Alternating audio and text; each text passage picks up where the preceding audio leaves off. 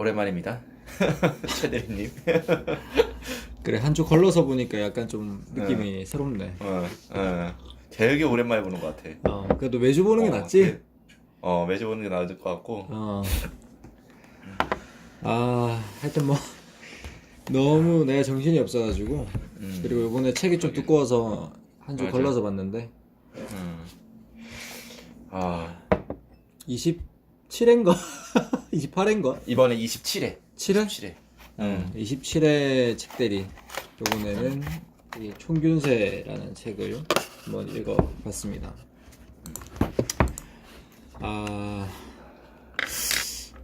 한 주 걸러서 하니까 약간 어색하긴 한데 이 메시지는 사실은 심플한데 내용이 너무 디테일하고 광범위한 뭐 논문 같은 책이더만 이게 맞아. 읽어보니까. 그래서 뭐 한 두세 줄로 요약을 하면 어쨌든 지금 전 세계를 지배하고 있는 이라고 해야 되나? 리드하고 있는 그게 이제 유라시아 대륙이라고 생각을 하고 있는 것 같고, 맞나? 지금? 아닌가? 아니 이 책에서 이 책에서 문명을 그렇지 가장 최초로 문명이 제일 발전속도가 빠르고 고도화된 것이 유라시아에서부터 시작이 돼서 점점 팽창했다는 건 맞지. 그렇지. 지금은 그래서 그것에 대한 이제 질문을 파푸아뉴기니의 얄리라는 친구한테 받았나? 맞아. 그래서 뉴기니아 얄리. 도대체 왜 그렇게 차이가 생기게 된 건지, 우리가 왜 유럽을 지배하지 못했는지, 왜 우리가 지배를 당할 수밖에 없었는지에 대한 그 원인에 대한 질문을 듣고 나서 우리는 당연히 답을 알고 있다고 생각했지만 답을 하지 못한 자신을 발견하고 30년간 거기에 대해서 연구를 한 이 제레드 다이아몬드 박사의 퓰리처 수상작이라는 총균세입니다. 그렇지. 그래서 결론은 환경적인 영향이다 이거잖아. 지리적인 영향 아닌가? 맞아. 문명의 불균등은 결국은 환경적인 영향, 지리적인 요인이 가장 큰 요인이다라고 얘기를 하더라고. 그래서 그 저자가 그러니까 어떤 인종의 창의성이나 인종의 어떤 탤런트에 의해서 이게 벌어진 일은 아니다. 거기에 대해서는 매 챕터마다 거기에 대해서는 반박을 하고 있더라고. 맞아. 예시를 들어가면서 비교하면서. 예를 들어 뭐 아프리카인들도 그 국가 내에서는 몇 개의 언어를 사용하고 있는데, 그러니까 뭐 예를 들어 4개의 말을 할 수 있는 사람이 있는가 하면 미국인들은 그럴 필요가 없어서 뭐 하나의 언어를 쓰고, 그러니까 개인적인 능력의 차이가 아니라는 거지. 그런 얘기들을 많이 하더라고. 그래서 각 대륙별로 그러면은 왜 아프리카 대륙, 그 다음에 아메리카 대륙, 유라시아 대륙으로 봤을 때 왜 하필 유라시아 대륙이냐? 유라시아 대륙이 횡으로 길게 그리고 거대하게 자리하고 있기 때문에 라고 얘기를 하더라고. 그것은 그러니까 이 교수는 어찌됐든 간에 문명의 발전의 기본을 정착하고 농경을 하는 걸 베이스로 하고 있대. 그렇게 해야 그 부족 국가가 어떤 도시 국가 아니다. 뒤에 정리된 게 나오는데. 하여튼 그 규모가 점점 커질 수 있는 기본 자체가 정착을 해야 되고 농업을 해야 되고, 농업을 하려면은 가축화해야 되고, 그러니까 동물들을 가축화해야 되고, 이제 그런 것들이 이제 위도가 동일한 가로로 넓은 유라시아 대륙에서 가장 최적화돼 있었다. 그게 메시지인 것 같아. 맞아. 읽으면서 어떤 생각이 들었습니까?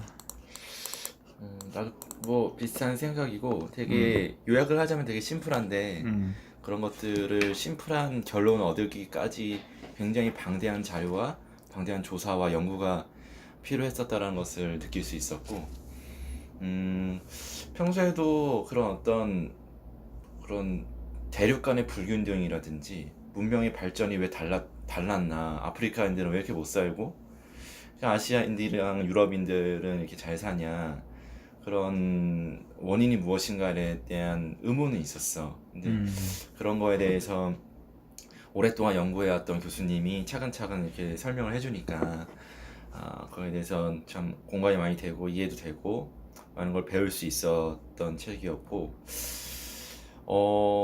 중간중간에 이렇게 이야기를 끌어가는 것들이 우리가 굉장히 평소에 궁금하고 그러니까 궁금했던 질문들을 이렇게 던지면서 이야기를 끌어가더라고. 그러니까 처음에는 그 얄리의 질문에서부터 시작을 해서 쭉쭉쭉 이야기를 끌어가는 방식이 내가 느꼈을 때는 내가 뭐 어떤 뭐랄까 평소에 그런 어떤 문명의 불균등에 대해서 궁금했던 질문을 스스로가 던지면서 그 다음에 그거에 대해서 부차적으로 설명을 해가고 또 질문을 던져 부차적으로 설명하고, 그런 것들이 참 재미있었던 것 같고, 그렇기 때문에 책을 읽어가는 데 있어서 그것이 하나의 동력이 되었던 것 같고,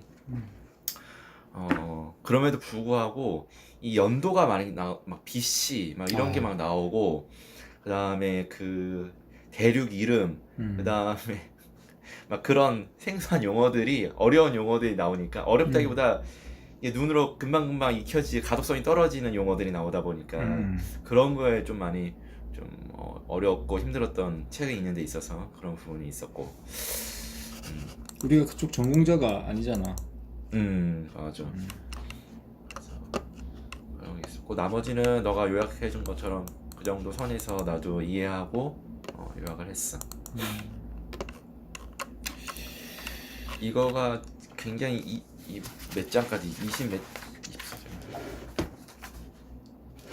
19장까지 있나? 19장까지 있는 이거를 어떻게 잘 제한된 시간에서 얘기하면 좋을까? 우리가 이걸 내가 봤을 때는 하나하나 다 볼 순 없고 어 이걸 다 본다 해도 너무 내용이 디테일해서 맞아 내가 그거를 다 설명할 깜냥도 안 되고, 맞아. 이게 또 나는 이게 그러니까 내가 이해하는 게 맞나 싶기도 해. 그러니까 이렇게 우리가 요약을 했잖아.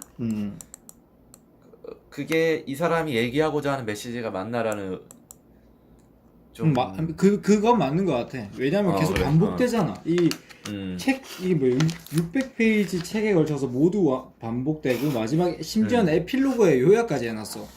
똑같은 내용을. 그렇기 때문에 그게 우리가 캐치한 내용은 확실히 그건 맞는 거고. 근데 왜 하필 총균세냐? 이제 이거를 우리가 조금씩 우리의 생각으로 소화해 나가는 시간이면 될 것 같아.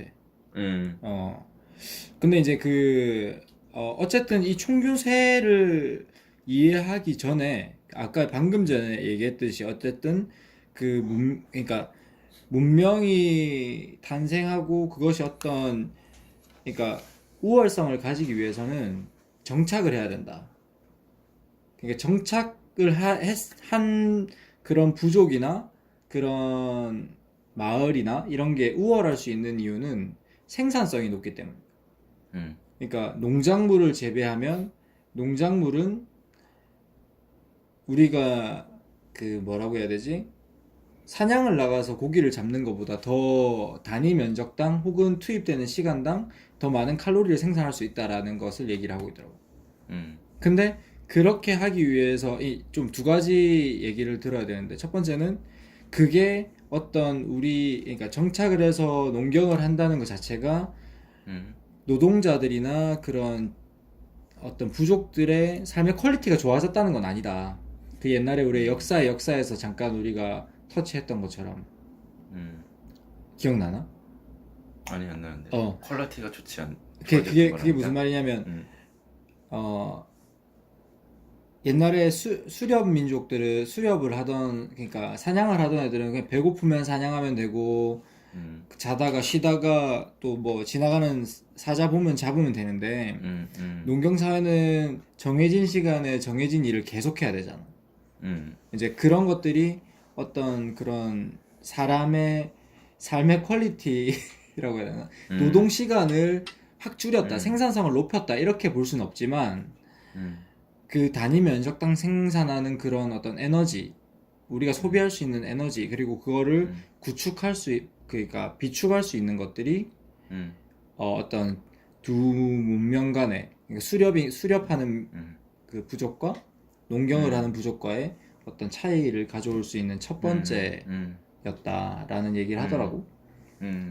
근데 그거를 조금 더 깊게 들어가서 얘기를 할 때, 그럼 왜 하필 유라시아냐? 근데 거기에는 그런 농경에 적합한 보리나 밀이나 벼 이런 것들이 자라기에 적합한 날씨가 유라시아 대륙 쪽이고, 그것을 위한 생산성을 높이기 위한 가축들을, 그러니까 동물들을 가축화하기 위한 종들이 거기에 더 많았다, 유라시아 대륙에. 이제 요게 이제 베이스더라고. 내가 이해하기로는. 뭐라고 얘기를 좀 왜 자꾸 응응하지 말고. 얘기를 잘 풀어가고 있어가지고 더 뭐 내가 설명할 건 없는. 너가 영도가 이해한 생각을 좀 얘기하고 있는 거니까. 그게 그래. 마치 그게 그냥 간략하게 얘기하면 그렇게 되는 거지. 결국은 수렵이나 채집 활동을 하던 그런 생활을 하다가 결국 정주행이라는 걸 하게 된 것이 정주행. 정주행? 정주형. 정주형. 그게 맞아. 정주형 정착 정주형이 나왔다. 정주형 생활을 하게 된 게 그런 어떤 작물들이 그러니까 작물화할 수 있는 그런 식물이라고 해야 되나? 그런 것들이 그런 비옥한 초승달 지대라고 하는 그 영역. 어딘지 그게 계속 나오더라고. 그게 비옥한 초승달 지역이 거기잖아. 그, 거기. 메소포타미아 뭐 그쪽 아니야? 맞아. 지중 이쪽 그쪽이 겨울에는 온난다습하고 여름에는 고온 건조한다던가 그래가지고 그런 식물들하고 동물들이 잘 자랄 수 있는 환경이 기본적으로 됐기 때문에 거기서부터 이제 문명이 점점 발달하기 시작했다. 너가 아까 말했던 맞아, 터키 오른쪽. 너가 말했던 대로 그렇게 작물화하고 가축화할 수 있는 식물 동물들이 그런 지대에 더 많이 있었다. 그 외의 지역은 그렇게 할 수 있는 종들이 너무 몇 개 없었다. 그렇기 때문에 그래서 그거를 가축화 작물화하기 힘들었다. 라는 거고. 결국은 거기서부터 시작된 어떤 문명이 점점 팽창돼서 소위 말하는 미개한 지역의 어떤 그런 문명을 흡수하고 정복하고 이러면서 팽창해가는 그런 모습을 보여줬었지.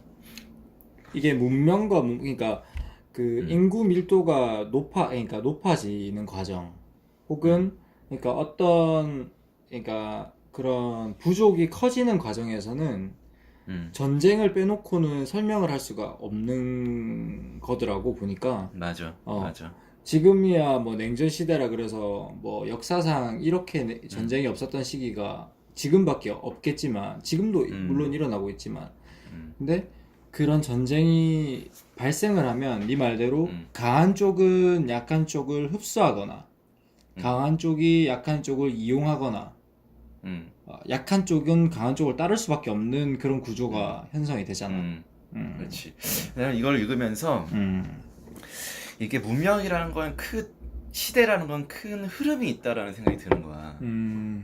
이 대세가 있다. 이게 무슨 말이냐면은 여기 책에도 나왔지만, 그러니까 여기 뭐 무리 사회에서 추장 사회에서 부족 사회에서 국가로 이렇게 발전하는 그 단계에서 보면 이제 점점 인구가 많아지고 밀도가 높아지고 하면서 그런 계급이 생기면서 점점 이제 국가로 발전해 가는데 그 전 단계 무리 사회나 추장 사회에서는 인구가 그렇게 많지 않았기 때문에 좀 뭔가 더 공평하고, 그러니까 추장이 있지만 그 추장이 어떤 권력자로서 더 좋은 환경에 있는 것이 아니라 그냥 그 무리를 대표하는 사람일 뿐 어떤 그 마을의 그런 집단의 어떤 문제를 해결하거나 의견을 모을 때는 서로 다 공평하게 얘기를 해서 의견을 모으고 그다음에 어떤 뭐 부족까지야. 부족까지. 그러니까 무리에서 부족이든 부족까지. 부족이든 부족이 그게 추장 그다음 부족이잖아. 아니야. 추장은 추장? 바뀌어. 응. 중앙 집권으로 바뀌어. 음. 무리, 부족, 추장, 국가인데 부족까지가 맞아. 평등이야.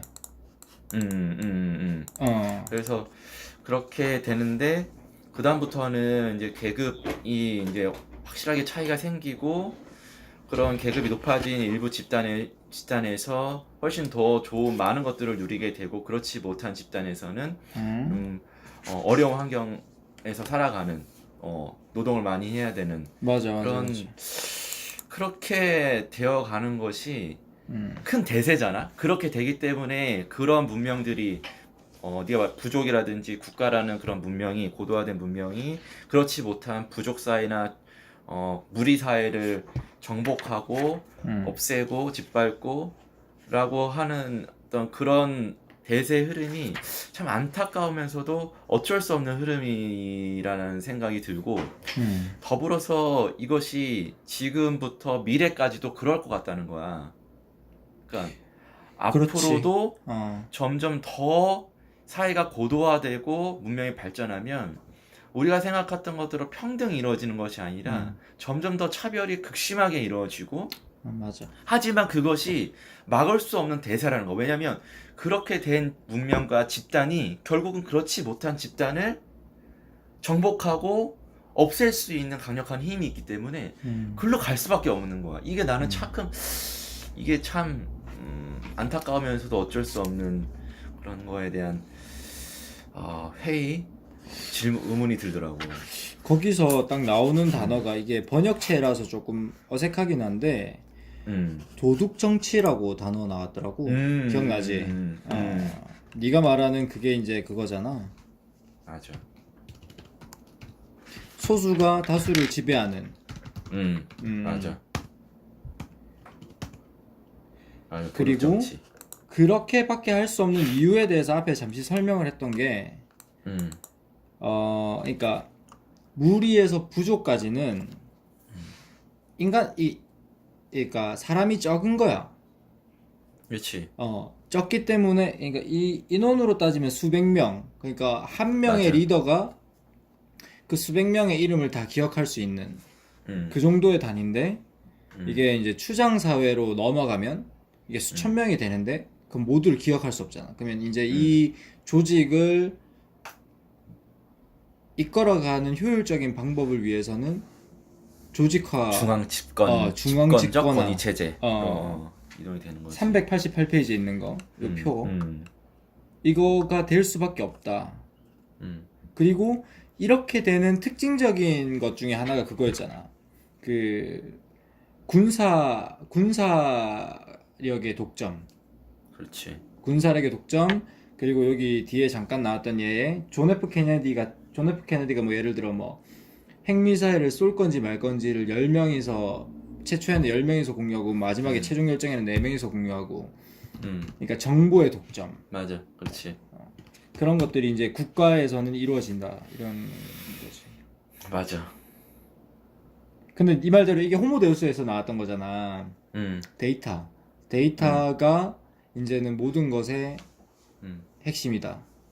그게 뭐라 했더라? 미래 돈이라 그랬나? 뭐라 그랬지? 그게 뭐 어쨌든 그래서 이미 그렇게 된 것 같은데. 맞아. 그렇지.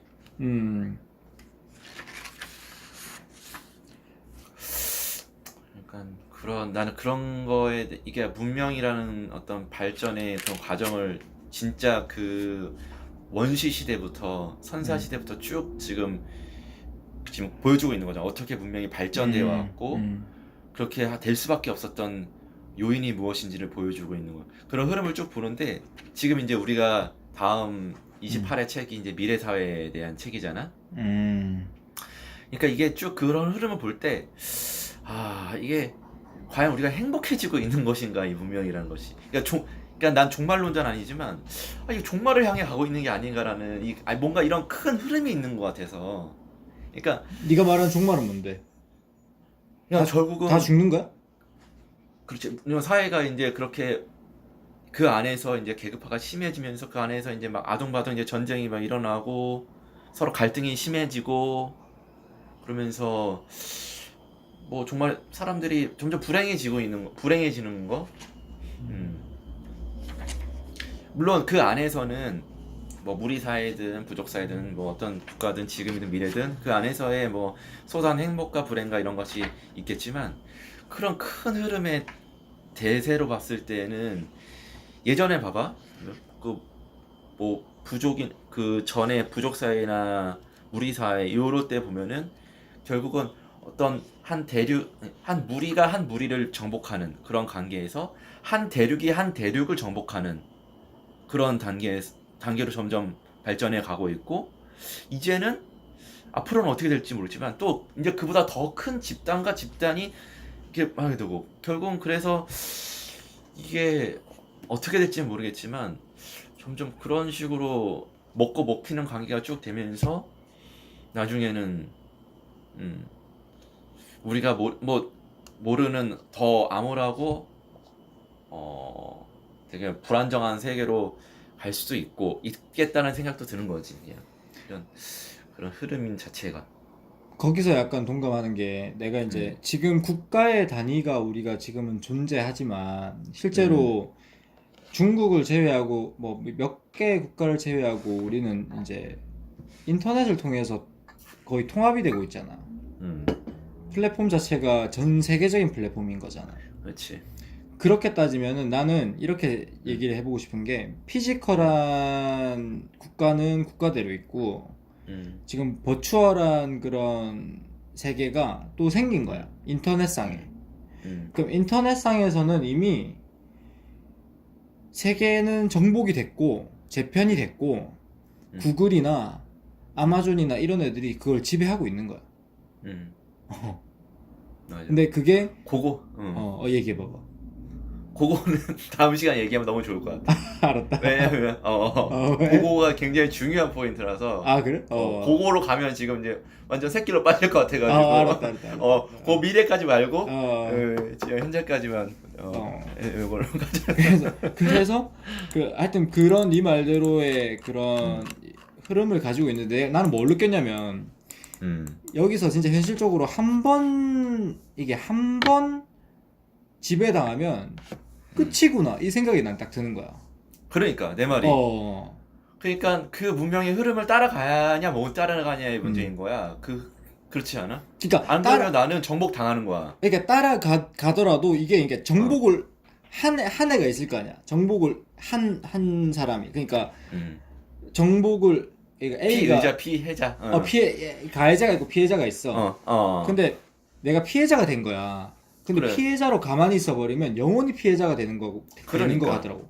근데 예를 들어 내가 피해자가 됐어. 근데 이거를 조금이나마 회복을 하려면 나는 또 다른 가해자가 돼야 되는 거야.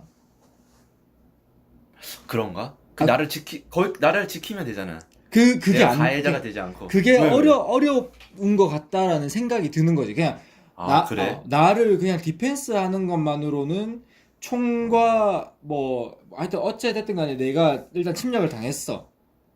그러면은 그거를 나 스스로 이겨낼 수 있는 방법이 없는 것 같은 생각이 드는 거야, 이 책을 딱 보니까. 나는 반대로 나를 지키고 우리 나라를 지키는 방법은 결국은 그런 문명의 큰 흐름에 내가 같이 동참하거나 선두에 서진 못하더라도 그런 선진화된 문명을 빨리 받아들이고 우리 거를 만드는 것이, 결국 우리가 가해자가 될 필요는 없지만 우리가 우리나라를 지키는 데 있어서 우리 조직을 지키는 데 있어서 굉장히 중요하다는 생각이 든 거야. 왜냐면 내 말은 오해가 있을 것 같아서 미안. 그러니까 피해자가 됐다면. 됐다면, 그렇지. 됐다면 끝이지. 됐다면, 그러니까 되는 순간 일단 거의 끝인데, 그렇지. 그걸 벗어나려면은 나는 또 다른 가해자가 돼야 되는 거야. 그러니까 그렇지. 근데 그 순간에 내가 가해자가 되려면 그 정도의 문명 수준이 돼야 된다는 거지. 그게 재빨리 받아들여야 되는 거야. 재빨리. 그렇지.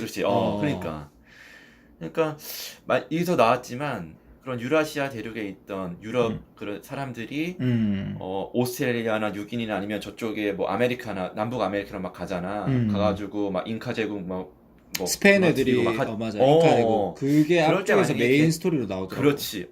메인에 거기서 봤지. 되게 재밌는 추장이 진짜 멋있게 해가지고 막 맞아. 근데 몇백 명밖에 안 되는 그런 168명인가? 하여튼 완전히 그냥 맞아. 몰살당하는. 몇만 그러니까 명. 그 당시에 그 남북 아메리카에 있던 그 원주민들이 그 스페인 정도의 문명, 무기, 어떤 그런 조직 체계를 갖고 있었다면 그래도 그 나라를 지킬 수 있지 않았을까라는 생각이 들고, 근데 또 한편으로 생각해 보면 가해자가 될 수밖에 없는 게 이게 문명이 고도화되면 될수록 벗어나야 돼. 안 그러면 자멸하는 거야. 그러니까 그런 거 같지 않아? 그러니까 왜 벗어나야지? 우리만 먹고 자급자족 이상이 안 되는 거야. 그러니까 이런 거 있잖아. 우리나라 이제 한 기업을 보자. 국내에서 생산 활동하고 소비 활동하는 것으로서 기업이 점점 커져. 근데 이제 한계에 부딪히지. 국내 그 수요라는 것이 한계가 있으니까. 그렇기 때문에 그 매출을 더 폭발적으로 증가시키기 위해선 해외로 진출한단 말이야. 그렇지 않고는 점점점 그 자리에 머물거나 하면 점점 더 떨어질 거야. 왜냐면 원자재가 비싸지고 원가율이 더 높아지니까 매출을 점점 높여야 그만큼의 더 회사가 커지고 이익이 날 수 있으니까. 문명도 그런 시스템이라면 다른 나라를 칠 수밖에 없는 거야. 안 그러면은 그 안에서 수요 어떤 느낌인지 알겠어? 그게 마지막에 그 얘기로 나왔던 것 같아. 중국. 중국.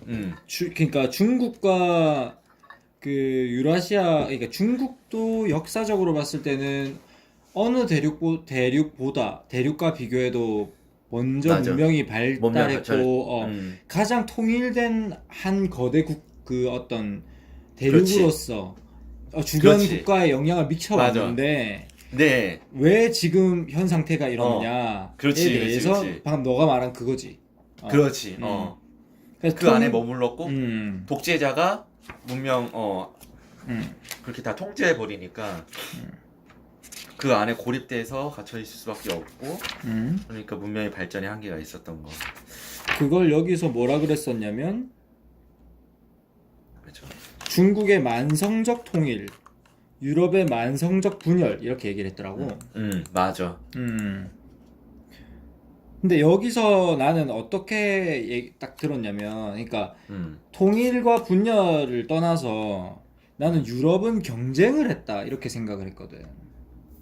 그러니까 생존을 위해서 혹은 발전을 위해서 경쟁을 했다. 근데 중국은 어떤 소수에 의해서 통일이 됐고 그렇지. 통일이 있고, 그렇지. 통제가 되었다. 난 이렇게 이해를 좀 했어. 맞아. 그게 만들어낸 결과. 맞아. 그렇게 정확하게 얘기를 하고 있고. 맞아. 그게 맞는 거.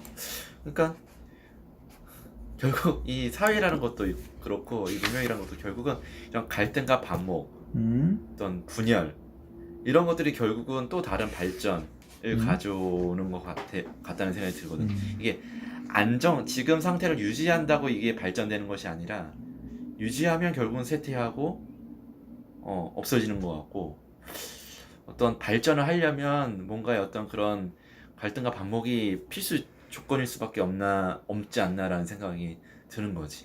근데 여기서 내가 어떤 재밌는 나는 이게 재밌는 생각이 들었던 게, 그러니까 수렵과 농경이 있어. 그러니까 세계가 이렇게 크지 않고 그냥 너랑 나랑 그냥 너 수렵할래 농경할래 이렇게 얘기를 했을 때 진짜 몇만 년 전에는 더 건강하고 더 힘센 애들이 수렵을 했을 것 같아. 농경은 농사 못 짓는 이게 사냥 못하는 애들, 사자가 겁나고 막 그 치타가 겁나는 애들이 그랬을 것 같단 말이야. 그때 시절만 딱 단편적으로 봤을 땐 사실은 수렵을 했던 애들이 이겼을 텐데 그게 장기적으로 이런 큰 차이를 낳는다는 것은 그러니까 나는 이게 영원한 약자도 영원한 강자도 없다. 음, 그래서 지금은 예를 들어 단기적으로 봤을 때 이건 그냥 지금 든 생각인데 데이터를 독점하고 있는 초거대 기업이 강자로서 군림하고 있지만 또 언젠가 또 다른 방식으로 약자들이 살아나가는 방법들이 또 발생될 수 있지 않을까? 뭐 한 몇몇 년 뒤에. 그러게. 맞아. 그럴 수도 있겠네. 물론 그 사이에는 엄청난 전쟁이 필요하겠지. 맞아. 지금은 신체 예전에 그런 체집 활동할 때처럼 뭐 신체가 건강하고 우람하고 한다고 해서 엄청난 권력을 잡을 수 있고 지배할 수 있는 건 아니잖아. 지금은 아까 초반에 얘기했던 얼마나 많은 정보가 있느냐 맞아. 그런 걸로 권력이 생기는 시대니까. 그래서 나는 네 말대로 두 가지인 거지. 우리가 약간 느낄 수 있는 취해야 되는 스탠스는 개인으로서, 그러니까 경쟁하고 그러니까 스테이보다는 계속 경쟁하고 발전해야 된다. 비록 그게 힘들고 지칠지라도 그렇지 않으면 역사의 흐름 속에서 보였듯이 누군가에게 종속당한다. 이렇게 느껴지는데 혹시 이게 맞나? 그거를 참 받아들이면 근데 이게 단순하게 생각해도 슬프네. 그러니까 지금은 그 너무 방법론적으로 이렇게 보면 그런데 예를 들어 집에 돈이 많아. 부잣집 아들내미야. 자본주의 사회에서 그렇게 경쟁할 필요 없는 거지. 그걸로 이미 그 사람은 우위에 섰으니까. 그렇지. 쉽게 생각했어. 그러니까 젊은 나이에 더 많은 부를 가지고 젊은 나이에 더 똑똑하던가 젊은 나이에 더 뭐 건강하던가 축구를 잘하던가 집단에서도 마라톤에서도 선두 그룹에 서던가 뭐 약간 이게 경쟁에서 살아남는 방법으로 되게 시킨 얘기라고 느낄 수도 있겠지만 그게 아니라 그 한순간에 딱 그렇게 되면 이 책에 그러니까 그게 어떤 누구의 우위를 떠나서 네가 잘났고 네가 못났고를 떠나서 이 사회는 그렇게 흘러가는 것 같은데. 그런 것 같아. 그런 흐름이 있는 것 같아. 그래서 나는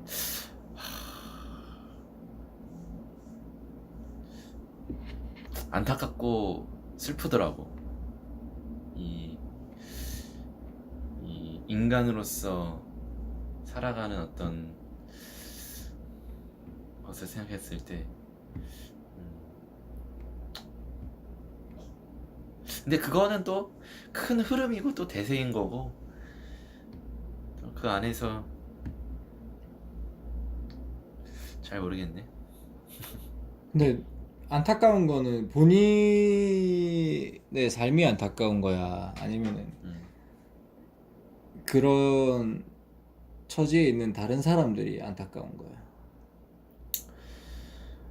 아니 그런 것보다는 뭐 내 개인적인 어떤 처지보다는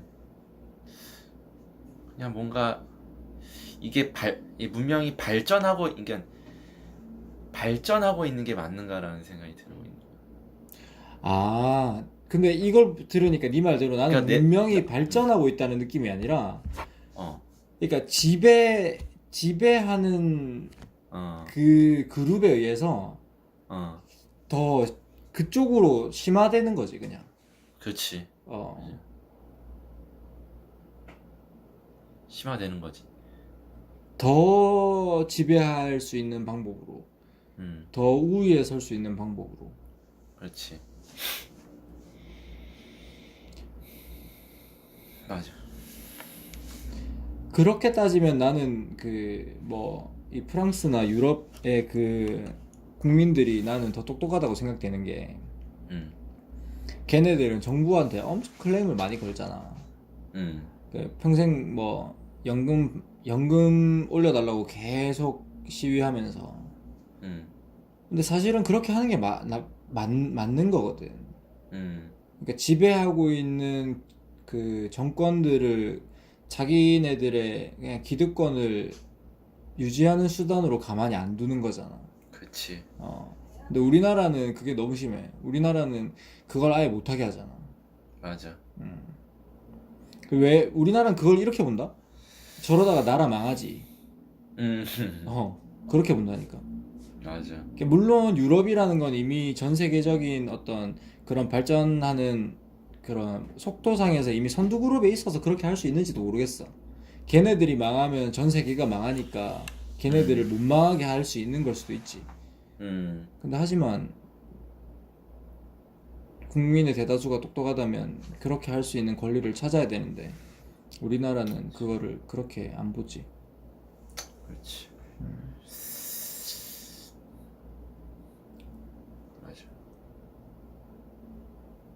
그거를 우리나라에서는 보수 쪽 세력이라던가 아니면은 중도 보수나 전부 다 너무 극좌로 생각하는 거지. 그렇지. 어. 한국에 좀 특수성이 있긴 한데 좀 그런 게 심하긴 하지. 뭐 물론 우리는 대안이 없으니까 걱정스럽긴 하지. 그렇게 한다 그러면 사실은 뭐 우리나라가 뭐 기름이 나는 것도 아니고 그런 걱정은 되지.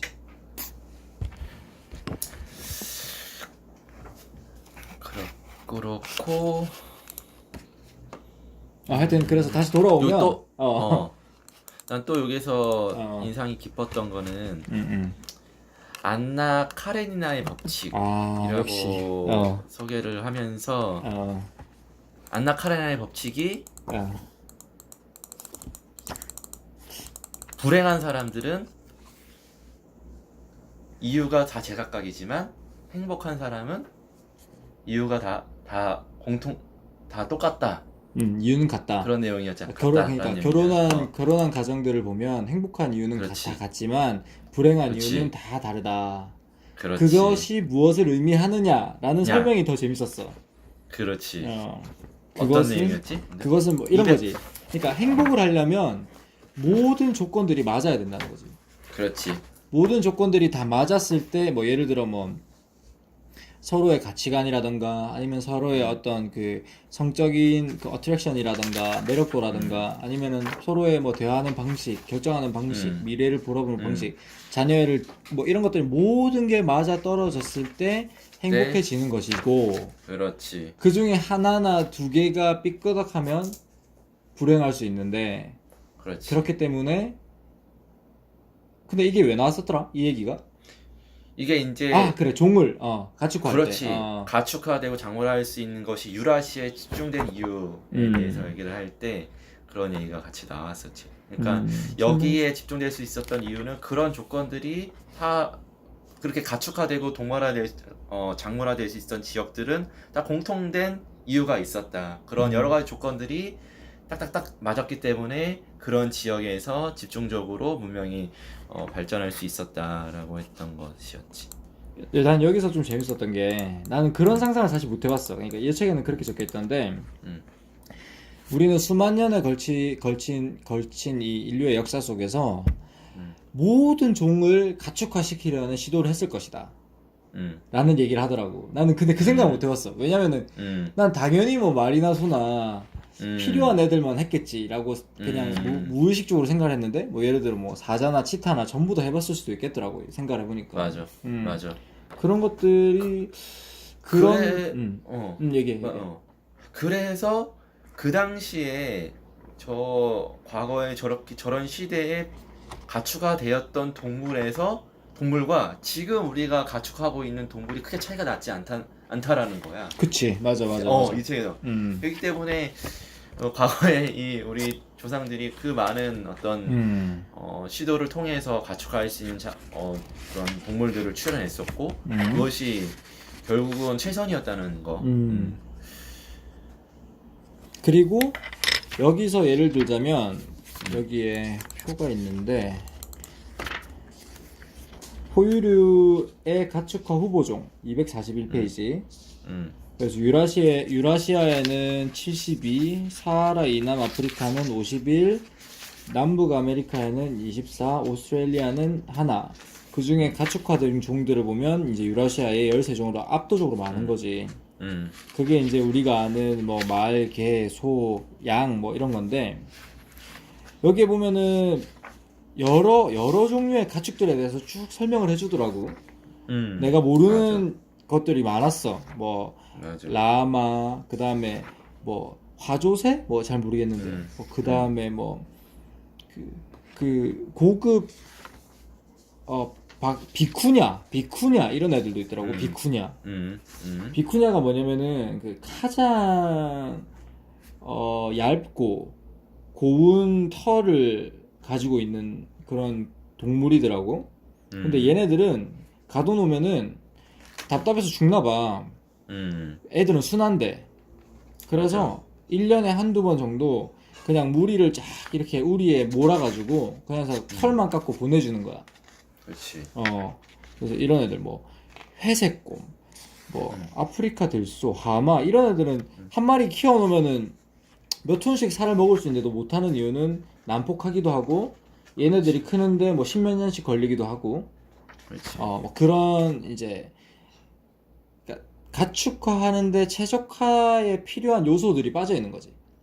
맞아. 순해야되고 종의 수직, 그러니까 종에도 조직화돼서 거기에서 우두머리가 있어야 되고 그래야 관리하기가 쉽고, 그다음에 뭐 임신을 했을 때 빨리 새끼를 낳을 수 있어야 되고, 그 서로 교미를 하는 그런 방식도 뭐 남들이 보는 데서도 할 수 있느냐 없느냐, 뭐 그 치타 같은 경우는 또 안 그렇다면 그거를 어떤 교미를 하는 암컷을 찾는 데만 또 몇 개월을 쫓아다니고 해야 되는 그런 과정이 필요하다면, 그래서 맞아.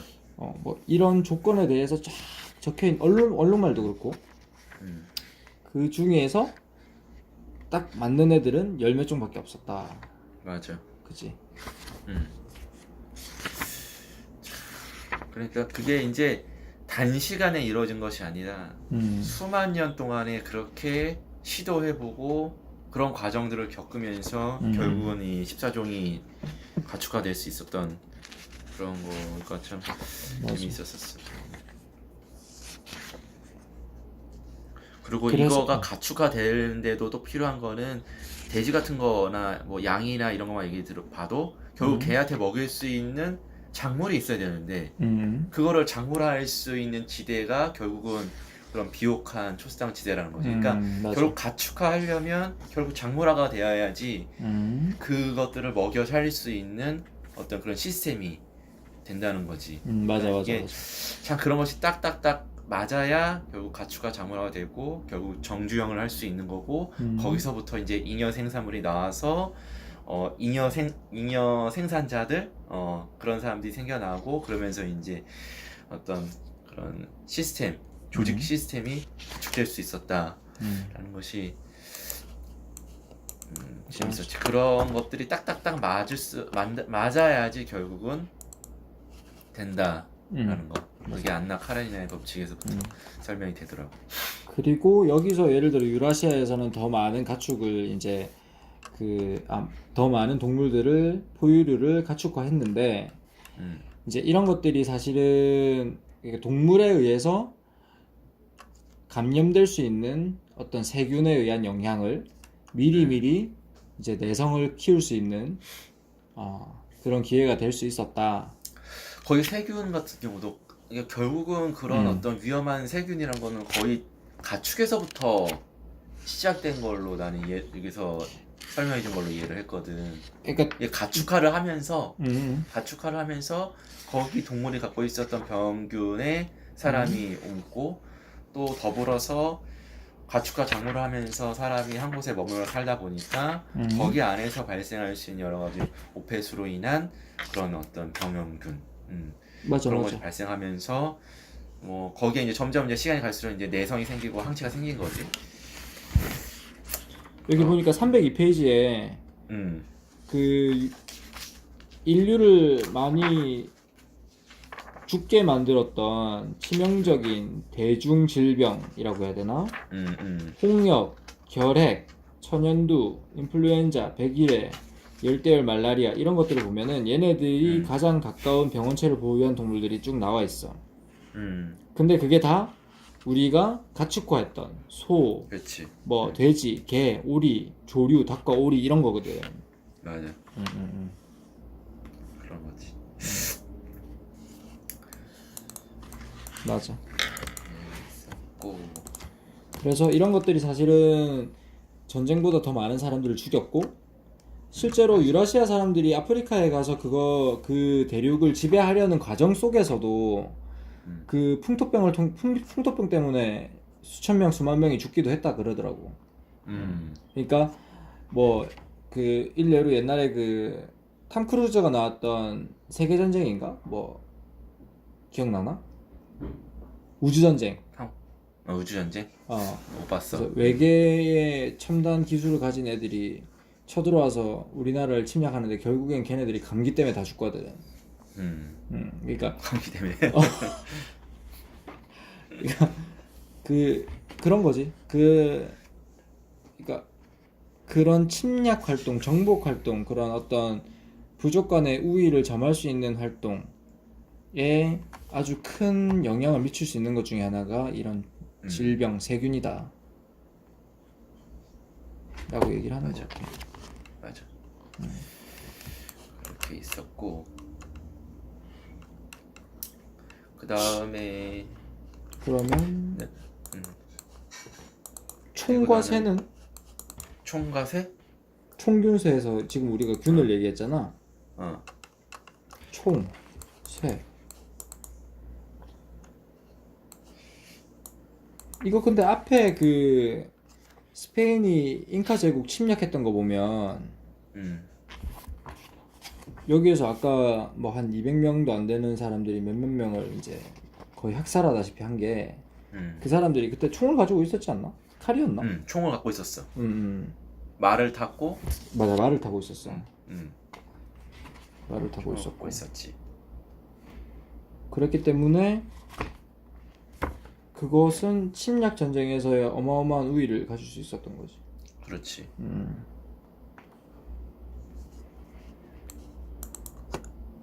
스페인 169명의 스페인군이 169명이구나. 8만 명의 잉카군을 꺾고 잉카 황제 아타오 알파를 사로잡았다.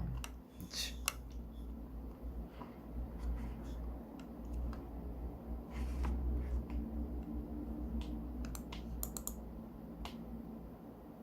그리고 여기서 그 문자의 역할에 대해서도 좀 비중 있게 얘기했던 것 같아.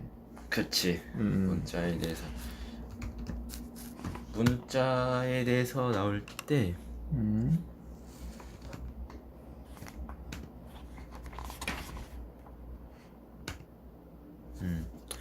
12장에 나오는데 문자가 새로 고안된 경우 그곳은 식량 생산이 가장 먼저 시작된 곳이었다 라고 얘기를 하고 있고, 독립적으로 문자를 만들어낸 지역은 BC 3000년 이전엔 수메르, 600년 이전엔 멕시코 인디언, 3000년 전에 경에는 이집트 문자, 1300년 이전에는 중국 문자, 뭐 이렇게 나왔는데, 여기서 중요한 거는 문자의 전파 방식이라는 조금 이상이 있었거든. 뭐냐면 문자가 전파되는 방식은 두 가지 방식이 있대. 첫 번째는 청사진 복사라고 해가지고 세부적인 청사진을 구해서 그대로 복사하거나 거기서 조금 변형시켜서 사용하는 것이 청사진 복사래. 문자가 전파되는 방식이 첫 번째가 알파벳이 그거의 하나 예라고 했었고, 두 번째는 아이디어 확산 방식인데 이거는 기본적인 그 문자를 개발한 아이디어만 받고 세부적인 내용은 새로 발명하는 거. 그래서 체로키 문자, 한글도 거기 아이디어 확산 방식이 하나다. 이렇게 나와 있었던 게 기억이 나고. 하여튼 이 문자 진화를 위해서는 식량 생산과 그 이후의 사회 발전이 굉장히 필수적인 요건이었다 라는 걸로 나는 정리가 되더라고. 오케이. 문자도 그랬고.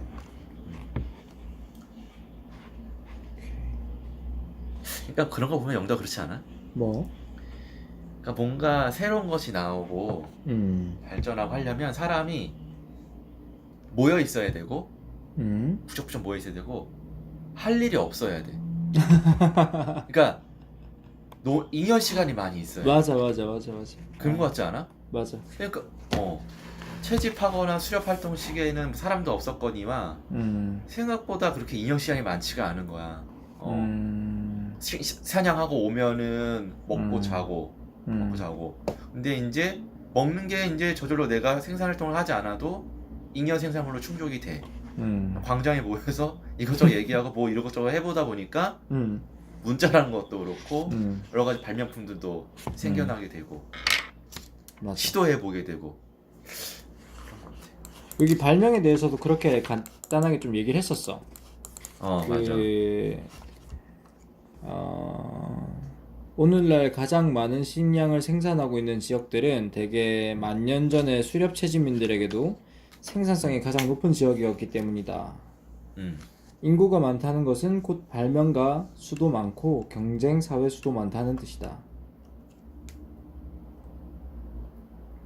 그것은 유라시아의 지리적 요건이 탁월했기 때문이다. 그렇지.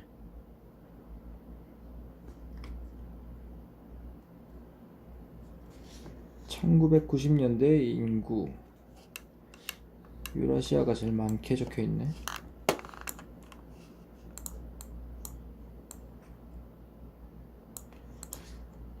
근데 여기 대륙 구분에 유라시아에 아시아를 다 포함시켜놨구나.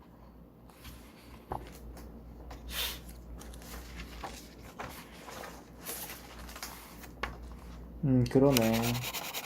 러시아, 뭐 중국, 인도 전부 다 포함되어 있네. 이게 261쪽에 그림이 있거든.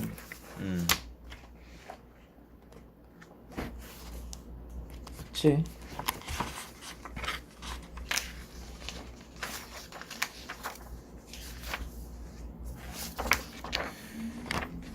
그리고 나는 그 발명 얘기가 나와서 그런데 이 13장이 발명은 필요의 어머니라고 해가지고 이게 어떤 발명이라는 것이 없던 거에서 갑자기 새로운 것으로 내가 확 어떤 아이디어로 만들어낸 것이 아니라 기존에 있었던 것을 조금 바꾸고 변형시켜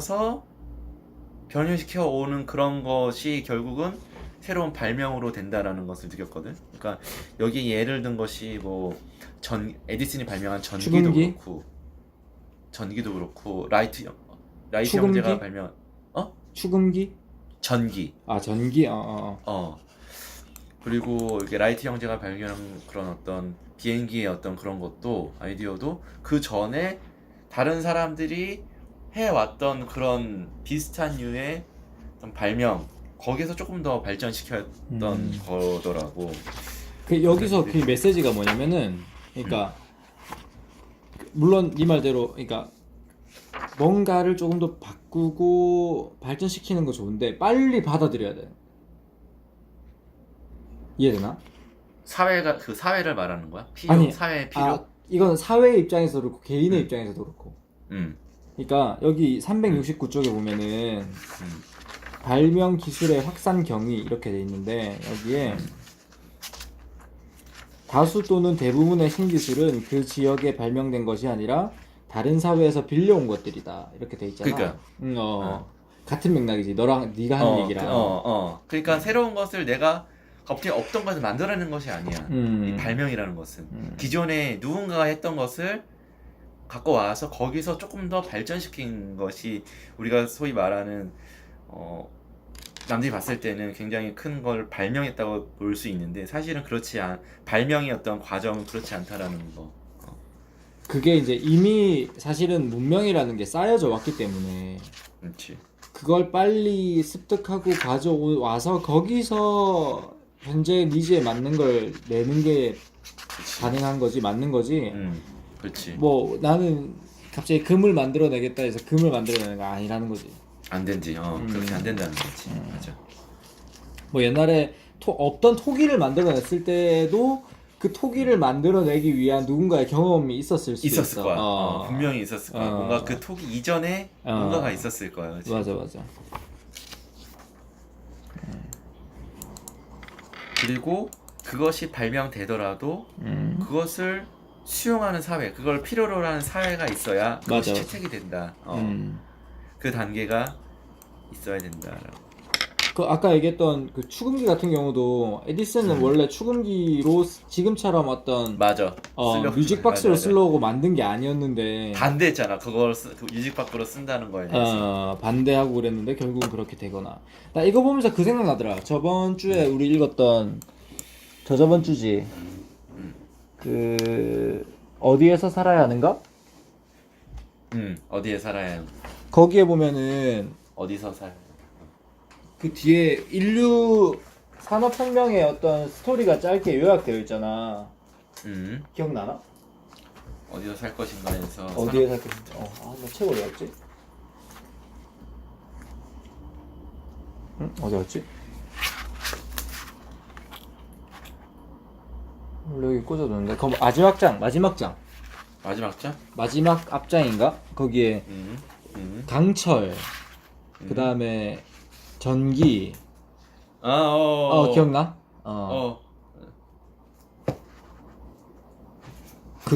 그게 난 딱 생각나더라고. 서로가 서로의 필요와 경쟁에 의해서 맞아. 계속 발전하는 그 관계들. 잠깐 너 책 찾았으면 얘기해 줄래? 기억나면? 잠깐만. 어디 갔지? 기억이 안 나. 책이 없어 또.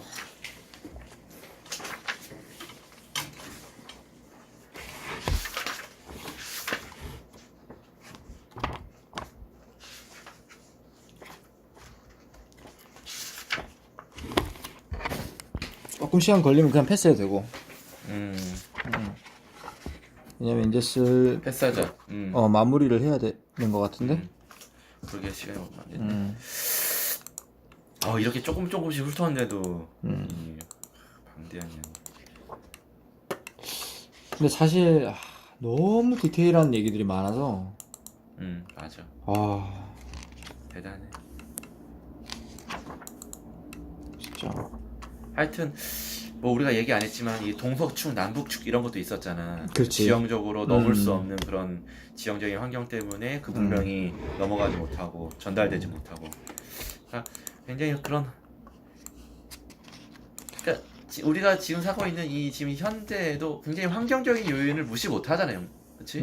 그렇지. 맞아. 살아가는 데 있어 사람이 개인적으로 발전하고 하는 데 있어서 점점 더 환경적인 요인을 무시 못하는. 그래서 무슨 생각이 들었냐면, 야, 내 자식, 그러니까 왜 잘 사는 사람들이 강남으로 가는지 알겠더라고.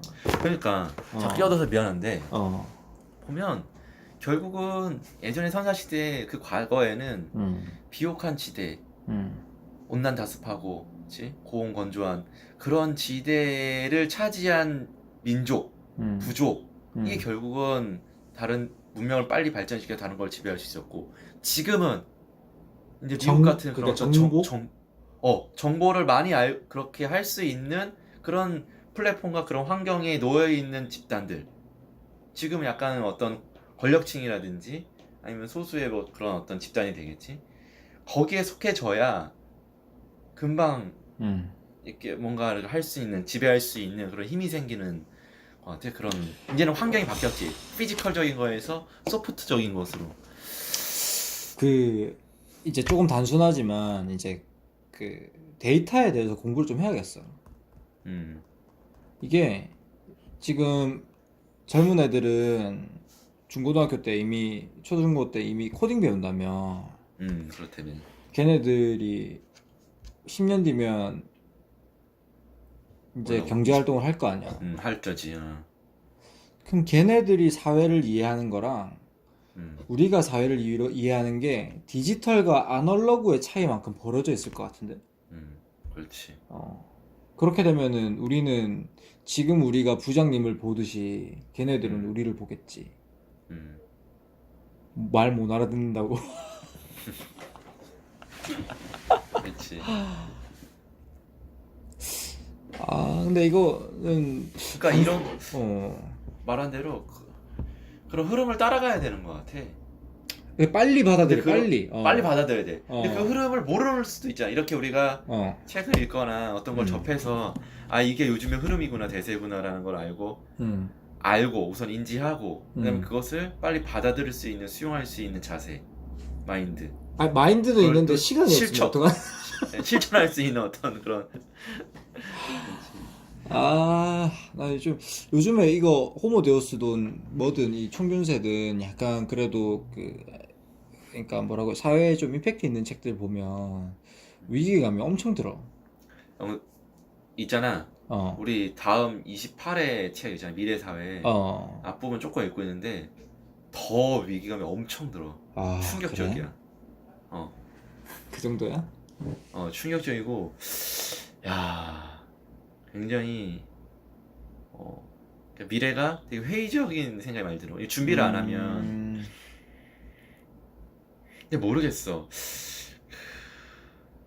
그러니까 더 무서운 건 뭐냐면 우리 이전의 세대와 우리를 비교할 수 없는 게 이전의 세대의 발전 속도랑 지금 우리와 다음 세대의 발전 속도, 그러니까 이 속도의 차이는 이게 상상할 수 없을 정도 다르거든. 예전에는 천천히 발전해 왔다면 그나마 이거는 천천히 발전해 온 속도고 지금 우리 세대부터 다음 세대까지의 속도는 엄청나게 빠르다는 거지. 뭐 벌써 쉽게 뭐 그때는 말 탔으면 우리는 자동차 타고 걔네들은 비행기 타네. 그렇지. 지금 지금 여기서 미래사회에서 얘기하는 건 2050년이야. 2040년, 50년 되면은 인공지능이라는 것이 우리 사회의 50%를 지배한다는 거야. 나 근데 그럴 것 같아. 이 데이터, 어. 왜냐면은 내가 최근에 업무적으로 스마트 팩토리 컨퍼런스를 많이 가거든. 근데 그거에서 얘기하는 게 뭐냐면은 모든 관리 포인트, 그러니까 모든 게 데이터화 시키는 게 걔네들의 첫 번째 목표야. 그러니까 사람의 체온. 그러니까 예를 들어 뭐 지멘스에서는 뭐라고 했냐면 뒤에 사람이 옷을 딱 입었어. 아니면 이걸 찼어. 시계를 찼어. 그럼 걔가 사람의 체온을 감지해서 체온이 올라가는 구간은 힘든 구간으로 정의를 하는 거야. 일의 힘든 구간. 그럼 거기에 대해서 그 작업의 안전 관리 포인트를 고민을 하고 그러면 그게 이제 데이터가 쌓일 거 아니야? 그럼 언제 사고가 일어날 가능성이 높은지를 미리 얘기를 해주는. 그러니까 데이터베이스로. 그러니까 모든 게 데이터화되고 데이터 관리돼서 통합되고 예측되고 그거 예측된 게 관리되는 그런 시대. 맞아. 우리의 모든 행동이 예측될 수 있는. 맞아. 이게 우리에게 위기일 수도 있는데 기회일 수도 있거든. 이게 다른 사람들은 어떻게 살고 있는지 모르겠지만 이건 웬만한 노력이 없이는 캐치업이 어렵단 말이야. 근데 충분히 우리한테도 기회일 수도 있을 것 같아. 좀 긍정적인 면을 보면 암울하게 볼 수도 있겠지만. 근데 정말 미래라는 것은 어떻게 펼쳐질지 모르겠는데 어떻게 보면은 굉장히 더 편한 세상이 될 수도 있을 것 같고 어떻게 보면 더 힘들고 부정적인 측면만 보게 되면 더 살기 어려운 힘든 시대로 갈 수도 있을 것 같고 그런 생각이 좀 양면을 하거든 사실은. 그러니까 어떤 기술의 발전이 딱 경계에 있는 게 뭐냐면 우리가 먼저 가느냐 끌려가느냐 차이인 거지.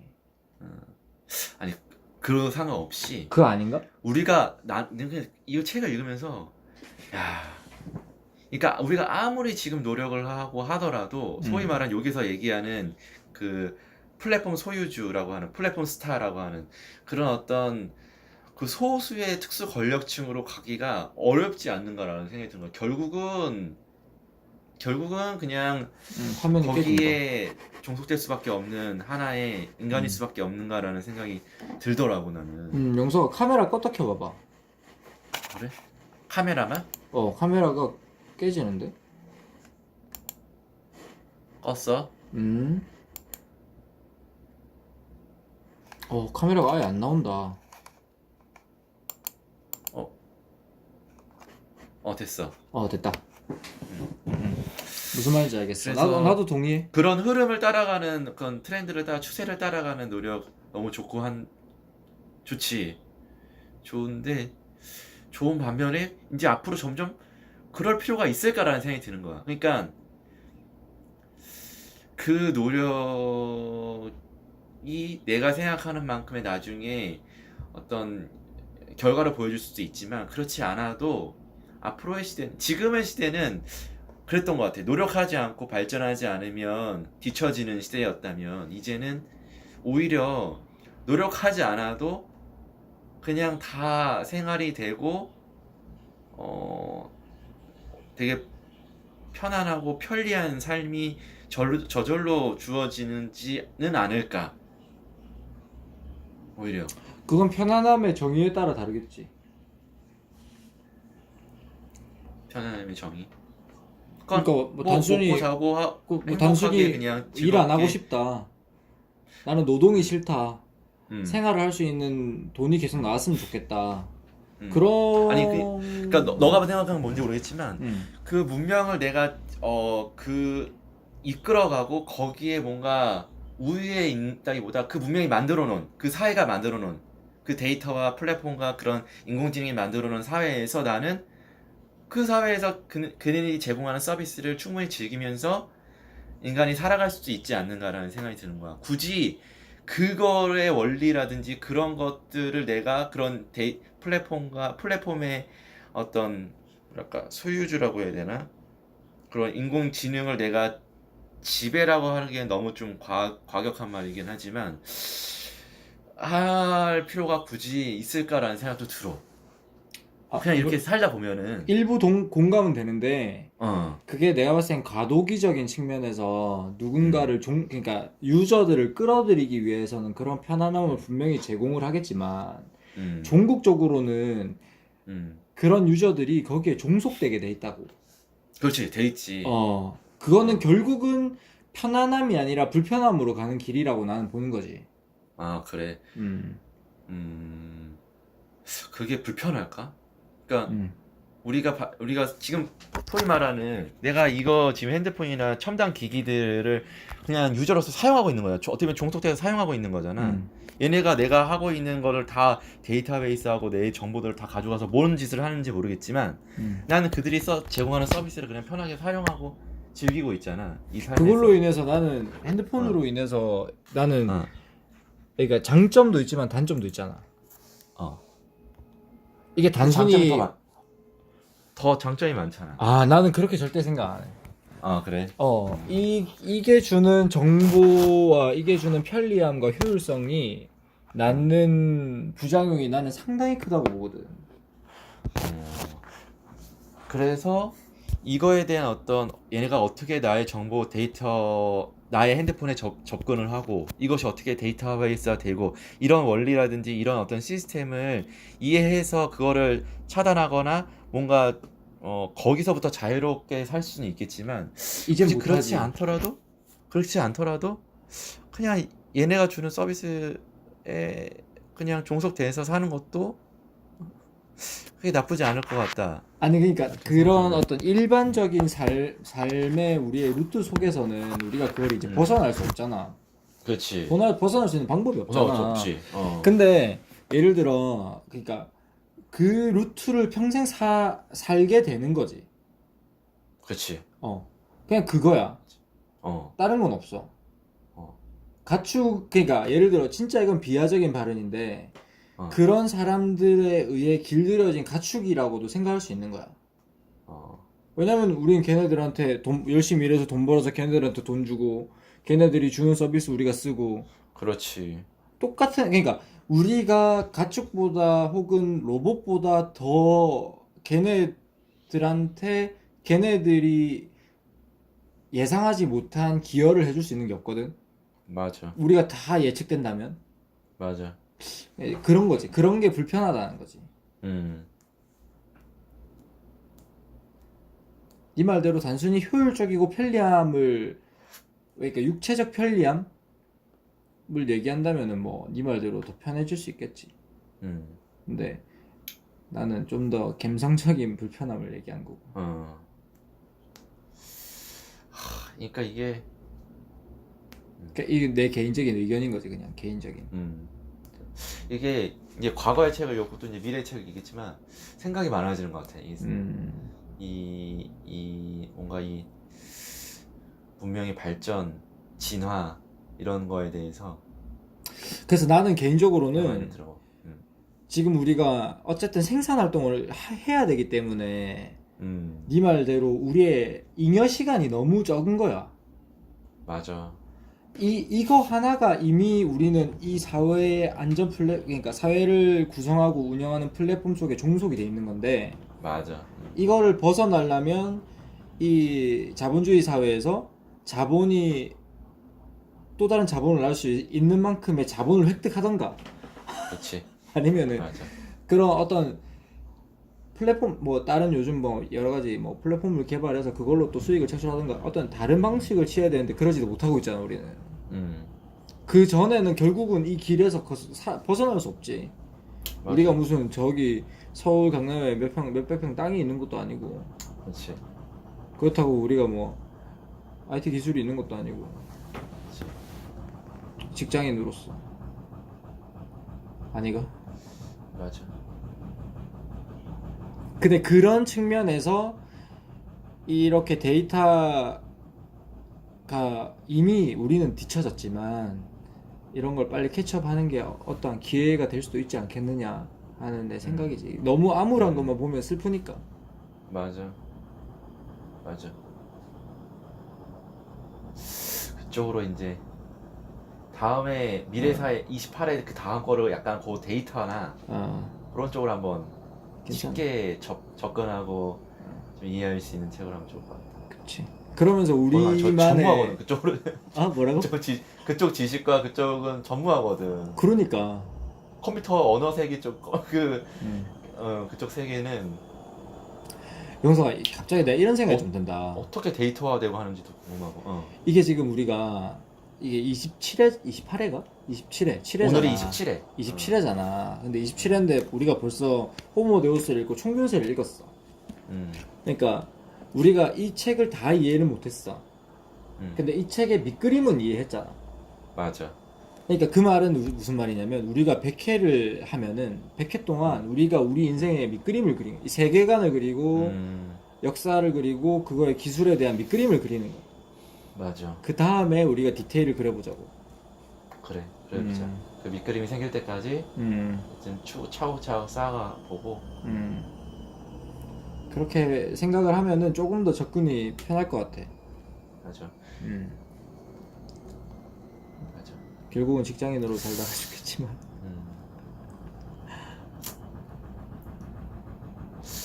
참 여러 가지 생각 이 머릿속에서 맴도는데 이 참 언어로서 나오기가 참 어려운 이 생각들이. 그치, 그거는 이제 술을 한 잔 딱 하면서 되게 빨리 시간을 만들자. 아니면 다음 회를 약간 뭐 한 잔 하면서 할까? 아니 나는 그런 생각 이게 딱 켜놓고 우리 라이브 실시간 방송은 아니지만 이렇게 해놓고 얘기하면서 맥주 한 잔을 할 수 있잖아. 근데 그런 공간이 없어. 그렇지 아니면 좀 찾아봐서 내가 다음 주 일요일은 또 일이 있어서 좀 그러니까 토요일 저녁에 시간 좀 낼 수 있나 너? 다음 주? 그러니까 돌아오는 토요일. 돌아오는 토요일. 다가오는. 한번 볼게. 내가 다음 주인가 이번 돌아오는 주인가 그 다음 주를 집에 내려가려고 했었는데 내가 언제인지 이번 돌아오는 주? 그치. 이번 28회. 28회 때 한번 와이프랑 한번 얘기해 볼게. 그래서 우리 곰프로 알았어. 이런 거 하나 살까? 그게 뭐야? 동영상 이렇게 찍는 요 미니캠 같은 거. 미니캠. 그래서 이게 네 말대로 한 잔 하면서 옆에 이렇게 딱 달아가지고. 근데 그건 아직까진 필요 없는 것 같고 나중에. 그래. 그러니까 28회는 미래사회 책도 얘기하지만 그동안에 고민하고 생각했던 것들을 그냥 자유롭게 그래, 그렇게 해봅시다. 괜찮을 것 같아. 딱 30회가 느낌이 딱 괜찮긴 한데. 맞아. 30회가 느낌이 좋은데 30회면 4월 말 되나 이제? 그치, 4월 말이지. 28, 29 딱 마지막 주야. 30회가. 그럼 30회로 준비해볼까? 30회로? 그래 30회로 가볼까? 뭐 좋아하는 대로. 그렇게 해보자. 어쨌든 오늘 또 마지막에 약간 이야기가 샜지만 우리 와이프가 어. 이거 책대리 하고 나서 어. 우리 둘의 관계가 너무 그 사무적으로 된 거 아니냐고. 아 자꾸 뭐 언제 할 거냐 날짜만 잡고 그러니까 만약에 우리 이거 안 했으면 연락을 하면은 그냥 밥 한 끼 하거나 뭐 술 한잔 하는 그런 걸로 연락을 하는데 이제는 이게 메인이다 보니까 우리 둘 사이에 제일 관심사 제일 중요한 게 이거다 보니까 그러네. 근황 토크를 거의 잘 못하네. 전화도 못 하고 되게 오히려 더 우리 와이프 봤을 때는 더 덜 친해졌나? 관계가 악화됐나? 그런 것 같다고 이게 와이프 말은 그래. 그럴 수 있겠다. 아니 네 심리적으로는 어떤데? 나는 전혀 그런 거 생각 못 했거든. 근데 어. 와이프가 그렇게 얘기하는 거 보니까 그 하긴 책 대리만 거의 얘기하고 거의 메인. 근데 내가 다른 측면으로는 하나를 얘기할 수 있는 게 이게 있거든. 내 성화라는 친구랑 사업을 한 5년 했잖아. 근데 그 친구랑 사업을 하면서 어떤 장단점이 있냐면, 그러니까 실제로 돈을 붓고 이제 장사를 하고 뭐 회사를 돌리고 해야 되면은 맨날 밤마다 통화를 하는 거야. 뭐 한 2시간, 업무 3시간 얘기로? 업무로 그냥 맨날 뭐 그날 읽었던 책에서 좋았던 얘기, 뭐 내일 뭘 반영해보자, 뭐 내일은 어디 가보자, 그냥 계속 일 얘기만 해. 그러다 보면은 싸울 때도 있어. 물론 의견이 안 맞으면. 그러니까 막 언쟁을 한다는 게 아니라 걔는 나를 설득을 하고 있는데 나는 설득이 안 되거나, 나는 얘를 설득을 하고 있는데 서로 설득이 안 되거나 그런 과정이 있단 말이야. 근데 시간이 지나고 나잖아? 그러면은 그 시간들을 통해서 서로를 이해해왔던 과정들이 무의식 속에 남는 거야.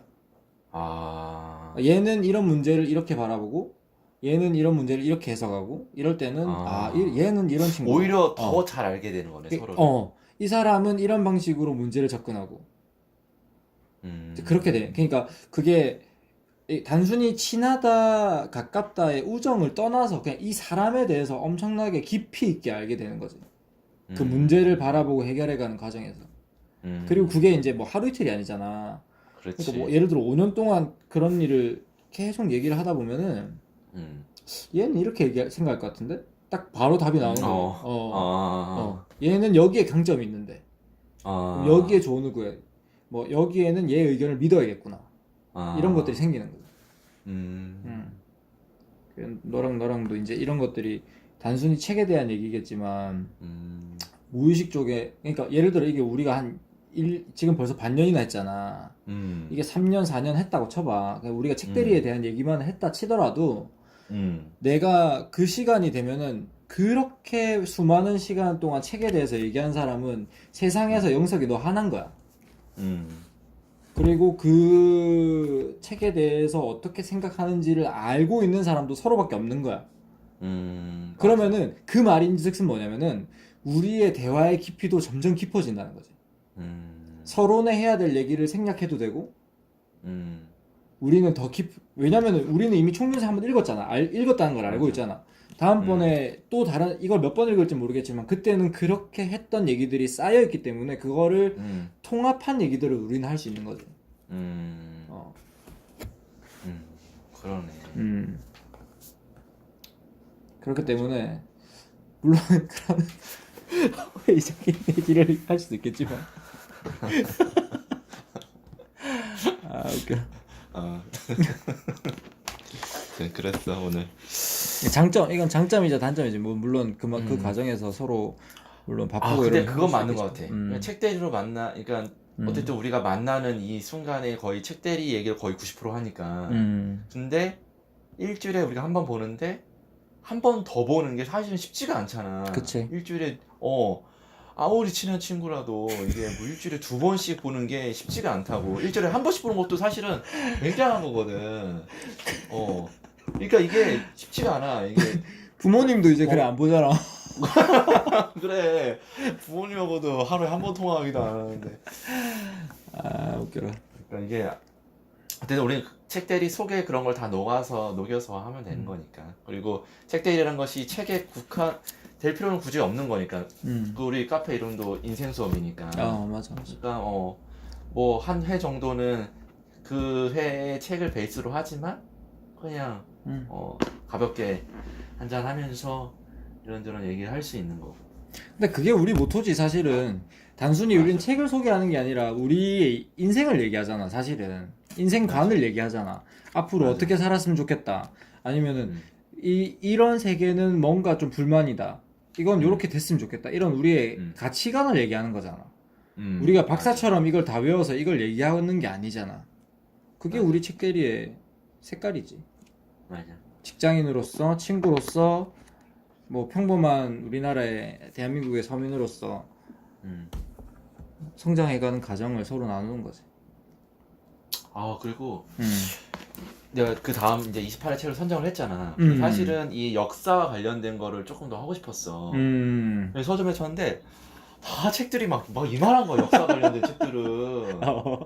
막 그 네루의 세계사 평전? 그런 것도 그렇고 막 도저히 감당이 안 되더라고.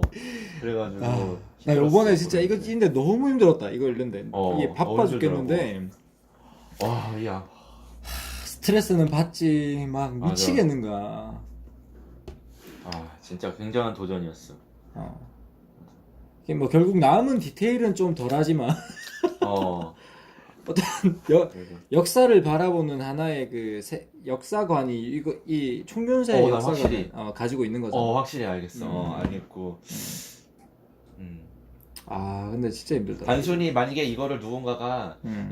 문명의 진화라는 인류의 진화라는 것이 환경적인 요인이 되게 커. 환경이 되게 좋았던 지대에서는 거기서부터 시작이 됐고 그 사람들이 걔네가 유리했어라고 단순히 누군가가 이렇게 요약만 얘기해줬으면 그게 지금처럼 받아들이는 어떤 깊이라든지 그렇지. 그런 게 달랐을 거야. 근데 이걸 쭉 맞아, 읽어보니까 정말 그렇구나. 그럴 수밖에 없었네. 맞아. 라고 훨씬 더 깊게 받아들이게 되는 것 같아. 그러니까 이런 거 네 말대로 이거를 조금 바꿔 생각해보면 영석이는 이런 사람이야. 누가 나에게 소개를 해준 거랑 너랑 나랑 지금 10년을 알아온 거랑 그 느낌이 맞아. 다르잖아. 다른 거지. 그러니까 한 줄로 우리가 설명할 수 있다는 그 팩트가 같다고 해서 그걸 다 이해하는 느낌이 다르듯이 이건 전혀 아닌 것 같아. 우리는 이걸 아직 뱉어내지는 못하지만 받아들이는 바는 많다. 맞아. 물론 시간이 지나면 또 옅어지겠지만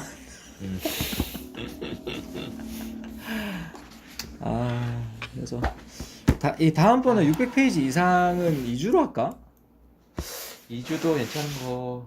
근데 같고. 장단점이 있더라고 이게 2주는 이게 앞에 게 까먹어. 앞에 맞아. 전주 게 잘 기억이 맞아. 안 나. 그래가지고 1주가 딱 좋긴 한데 그리고 약간 2주로 하니까 책 대리의 템포가 조금 이렇게 루즈해지는 죽지. 느낌이 하면서 이거 위험할 수도 있겠는데 아직 이게 6개월밖에 안 되니까 맞아 이게 네가 잘 잡아줬어. 근데 내가 이번에 너무 정신이 없어가지고 그래서 조금 그랬는데 잘 잡아줬고 무슨 일이 있어도 이제 1주로 하자 그러면. 그래. 저는 책을 절반으로 나눠서 그거는 하되 절대 미루지 말자고. 그래. 화상으로 하든 뭐 만나서 하든 맞아 화상이든 정 만나서 안 되면 뭐 전화로 하든 내가 해외에 있든 네가 뭐 국내에 있든 그 반대든 일주일에는 꼭 지키자고. 그렇게 합시다. 오케이. 그럼 여기까지 잠깐만 요거 어떻게 마무리 다 마무리. 된 건가? 자 뭐더 우리가 뭘 이게 봐봐. 네 의견 먼저. 네 의견 먼저. 아니 없어. 그래? 이거 나는- 나는 이걸 읽지 않은 분들에게 어떤 총균세라는 것이 굉장한 뭐 필독서처럼 알려져 있는데 사실 이것을 다 완독한 사람은 많지 않다라고 생각을 하는데 아직 그 시도를 안 해본 사람은 한번 첫 장을 넘겨서 읽기 시작하면 그렇게 생각보다는 어렵거나 접근하기 어려운 책이 아니라는 걸 꼭 얘기해 주고 싶고, 생각보다 굉장히 흥미롭고, 그 다음에 지금 우리가 어떻게 이렇게 문명이 발전해서 지금 이 시대가 되었는지를 이해하는 데 있어서 굉장히 좋은 것 같고, 그걸 발판으로 해서 그 앞으로의 시대가 어떻게 될 것인지, 그래서 우리는 어떻게 준비하고 어떤 생각을 가지고 살아야 되는지를 이해하는 데 도움이 많이 된다. 그런 역사책으로서 굉장히 가치 있고 의미 있고 참 좋은 것 같다라는 걸 꼭 얘기해 주고 싶어. 나는 이제 요 에필로그에 보면 역사학은 과학으로 분류되기보단 인문학으로 분류된다 그러더라고. 근데 이제 나는 뭐 인문학에 대해서 잘 모르지만 이 총균세라는 이 몇만 년에 걸친 역사가 담겨 있는 이 책을 읽으니까 신기하게도 내가 앞으로 어떻게 살아야겠다라는 생각이 좀 들더라고. 이렇게 어떻게 해서 지금까지 이 세계가 형성이 되어 왔는지가 나는 이렇게 조금 받아들이면 좀 그렇지만 슬펐어. 누구는 지배당하고 누군가는 지배하고, 그 지배당하는 순간이 지나면 어쩔 수 없이 지배당할 수밖에 없는 그런 역사가 환경에 의했다라는 것도 비극적이지만 그걸 되돌릴 수 없다는 게 난 더 비극적이더라고. 그래서 아까도 우스갯소리로 얘기했지만 좋은 환경에 있을 때 그 사람은 좋은 그 결과에 도달할 확률이 높은 것처럼 내가 좀 더 좋은 환경으로 갈 수 있도록 노력을 해야겠다. 뭐 영석이 너라는 친구가 옆에 있는 것도 좋은 환경이고, 그리고 내 자식이라던가 내 부모님이라던가 그런 생각을 하는데 내 힘이 부족하잖아. 돈도 없고. 또 그런 한계도 좀 느껴지고. 어쨌든 내가 앞으로 어떻게 해야겠다라는 그런 생각이 좀 들었어. 나 너 얘기를 들으니까 사람이 바뀌어야 돼. 인간이 완전히 변형이 필요해. 무슨 말이냐면 인간은 지금 수만 년 동안 인간의 그 잠재의식 속에 누구를 지배하고 꺾고 없애야 된다는 생각이 있는 것 같아. 왜냐면 그 유럽인들이 그런 잉카 문명에 들어갔을 때, 스페인 애들이 스페인에 들어갔을 때 왜 꼭 그들을 죽였어야만 됐어? 그냥 같이 살 수도 있었잖아. 안 죽이면 자기가 죽으니까. 그러니까 그게 아닐 수도 있잖아. 아니야. 왜냐면 그 추장은 그 추장은 잉카 추장은 걔네랑 같이 함께 하려고 갔었잖아. 그 무리에. 그러니까 싸우려고 간 게 아니었잖아. 아니야. 그거 내가 그게 너무 흥미로워서 유튜브를 몇 개 찾아왔다. 그걸 다큐멘터리로 만든 게 있더라고. KBS에서 그걸 앞에를 좀 봤는데, 확실히 스페인 애들이 갔을 때 걔네들을, 그러니까 두 가지 이유야. 그러니까 스페인 애들이 말을 타고 왔잖아. 말을 타고 오니까 잉카 애들은 말을 처음 본 거야. 그래서 걔네들도 얘네들이 그러니까 뭐라고 해야 되지? 신과 접촉한 애들인가? 라는 생각을 했대. 그 다큐멘터리에서는 첫 번째. 근데 잉카 그 왕은 지금 병력이 8만 명이잖아. 그래서 얘네들을 굴복시키고 싶었다라고 설명을 하더라고. 그래서 168명을 자기 앞으로 불러놓고 얘네를 죽이는 게 아니라 말로서 그냥 나에게 굴복해라, 약간 이런 메시지를 준 거야. 그렇게 설명을 했더라고. 근데 사실 그것도 다 가정이지. 그렇지. 가정이지. 너가 말한 그 내용이든 아니면 진짜로 그게 없애는, 죽여서 칼로 죽여서 없애는 거거든. 인간이 왜 꼭 그렇게만 해야만 하는가? 누군가를 인간은 굴복시키고 지배하려고 하는 그 근성, 그 뿌리부터 바꾸는 것이 우리의 미래를 좀 더 행복하고 우리가 생각하는 이상적인 평화로운 세계로 나아가는데 제일 중요한 요인이 아닌가라는 생각이 갑자기 드는 거야. 우리는 지금 인간의 본성은 이럴 수밖에 없다는 것을 가정하에 거기에서 나를 보호하고 거기에 지배당하지 않기 위해서 나를 지키기 위해서 이런 노력을 하고 이렇게 해야 된다고 생각하는데, 사실은 그것이 아니라 그런 생각 그런 환경이 되지 않도록 인간의 마음부터 변혁해 가는 것이 중요하지 않는가. 누굴 지배하고 족속하고, 문명이 발전된 문명이 누군가를 비문명화된 것을 지배하는 것이 아니라, 앞으로 정보화 시대 마찬가지, 더 많은 데이터를 갖고 있는 사람이 그렇지 못한 사람을 지배하는 것이 아니라, 그 사람들을 이용하는 것이 아니라 함께 살아가는 그런 어떤 세상으로 하겠다라는 그런 마인드, 그런 베이스, 인간의 심성, 그런 의식만 되면 되는 거잖아. 그러면 되는데 여기서도 나왔지만 그 부족 사회에서 추장 사회에서 국가로 넘어가면 도덕 정치가 나오잖아. 이 소수 엘리트들은 다수의 대중을 지배해야 된다고. 그러니까 그걸 바꾸고 싶어.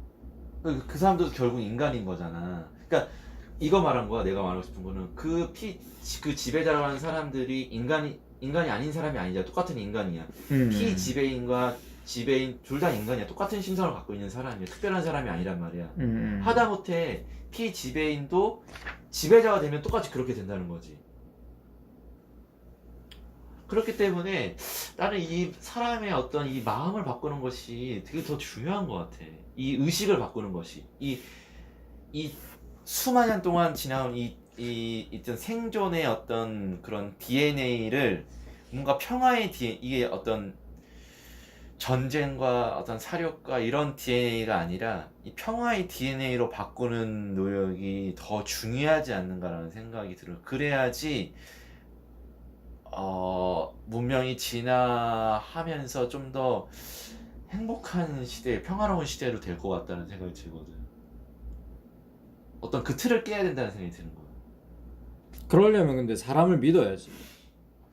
그러니까 그거의 한 방법으로 엘리트 지배 집단들이 사용했던 게 종교라고 여기 적혀 있었잖아. 근데 걔네들은 또 그거를 악용한 거잖아. 근데 그게 이제 악용이라고 보기에는, 그러니까 악용이라는 건 목적이 이제 순수하거나 부당할 때 악용이라고 하는 건데, 순수한 목적으로 네 말대로 국가를 안전하고 평화롭게 지키기 위해서 그거를 도입했을 수도 있지. 그렇지. 그런 순수한 종교의 의미 있잖아. 그런 목적, 그런 것들을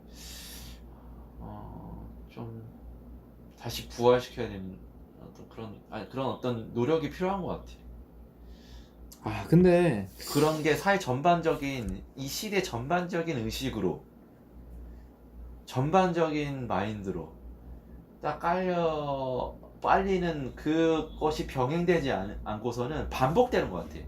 지배자가 그러니까 지배자가 누르고 없애고 한 무리를 또 없애고, 이런 것들이 계속 역사에서 수만 년 동안 반복되어 온 거잖아. 그래서 지금 문명은 발전해왔지만 그 시스템은 바뀌지가 않잖아. 그게 어디서부터 왔느냐? 사람의 어떤 그런 의식에서부터 온 거지. 그런 마음에서부터. 야, 그 수만 년 이어온 걸 어떻게 바꿔? 그러니까 근데 그걸 해결하지 않으면은 나는 똑같잖아. 시스템이 누굴 지배하고, 뭘 더 가진 사람이, 권력자가 뭔가를 더 이렇게 하고, 그런 게 더 양극화되고. 예전에는 그냥 뭐 농경 시대고, 그 다음 공업화 시대고, 그 다음에 정보화 시대고, 그 다음에 뭐 인공지능 시대고, 뭐 시대는 변화하고 점점 더 발전하는 것 같지만, 사실 그 안에서의 어떤 그런 거는 내용을 보면 비슷하다는 생각이 들어서, 그런 생각이 들어서. 근데 어느 순간 이게 네 말 듣다 보니까 그 어디서 살 것인가에 보면은 우리가 점점 개인 공간화로 되고 있잖아. 개인 공간. 그리고 그 기계 기술이나 AI가 발달을 하면 호모데우스에서 우리가 걔네들의 지배를 받잖아. 맞아. 그렇게 되면은 네 말에 의하면은 기계가 우리를 지배하고 우리는 모두 평등한 시대가 올 수도 있겠네. 우리가 서로 단결을 하겠지. 살기 위해서. 인간이라는 종이 AI 맞서. 마치 영화처럼.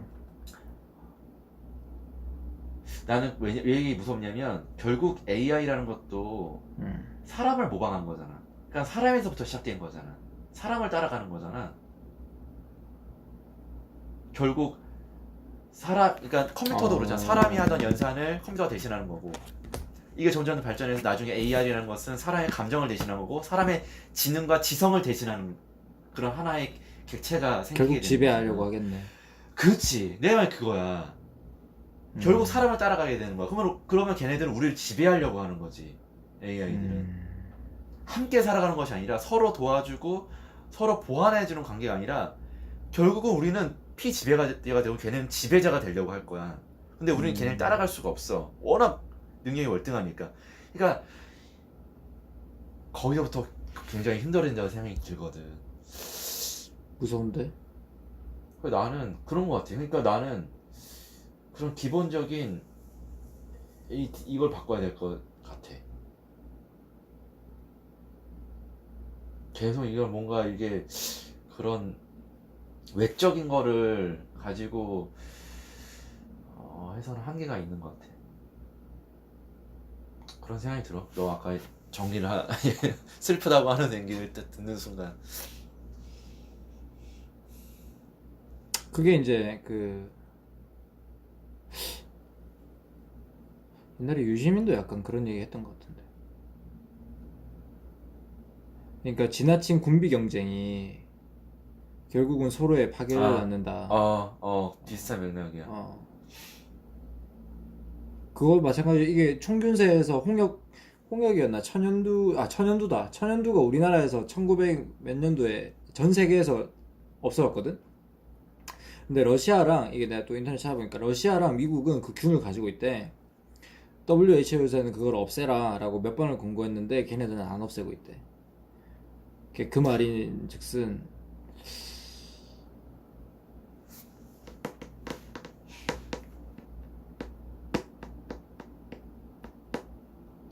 그러니까 힘을 가진 자가 결국은 세계를,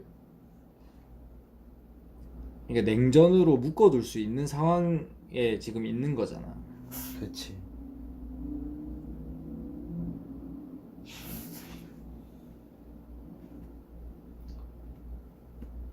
그러니까 나는 권력자가 없어져야 된다는 얘기가 아니야. 왜냐면 권력자는 필요하고, 아까 우리가 처음에 어떻게 이 부족사회 국가가 생겨났는지를 얘기할 때도 어쩔 수 없는 필연적인 과정이야. 그래야만 이 사회가 유지되니까. 대신에 그 권력자라는 위치는 누구나 다 될 수 있어. 비제자 있던 사람도 권력자가 될 수가 있어. 근데 권력자가 되는 순간 그 인간의 어떤 탐욕과 나쁜 마음이 이 사회를 점점 안 좋은 방향으로 끌고 가게 되고, 사람들 점점 불행한 방향으로 가고, 서로 싸우고 갈등과 그런 반목이 생기는 그런 과정을 만들게 된다는 거거든. 근데 그런 마음이 아닌 사람들이라면, 인간이란 종이, 그럼 굉장히 선진화된 아주 체계적이고 딱 정리된 그런 시스템 속에서 행복하고 즐겁고 잘 살아갈 수 있을 것 같아요. 그러면서 필연적으로 사회는 발전할 거야. 그럴 수밖에 없고. 내가 지금 넷플릭스에서 그거 보고 있거든. 지정생존자라고, 데그지네이트 서바이벌이라는 영화야. 뭔데, 드라마야? 미드인데 거기 지정생존자. 그게 이게 나도 추천받아서 봤는데 잠깐 해줄까? 3분 동안. 알았어. 잠깐 얘기해줄게. 뭐 어차피 우리 책다리가 우리 얘기하려고 하는 거. 자, 어쨌든 그래서 미드가 시작되면은 미국이 배경이야. 그리고 미국 국회의원들 들이 있으면은, 국회의원들 맞나? 의회, 내각 이렇게 딱 정부가 구성돼 있잖아. 그러면 어느 날 신년사를 하면은 다 한 자리에 모이잖아. 그럼 그때 테러의 위험을 대비해서 한 명을 지정생존자로 지명을 한대. 그 테러로 인해서 그 사람들이 다 죽을 때를 대비해가지고. 그래서 한 명이 지정생존자로 지목이 돼 있었어.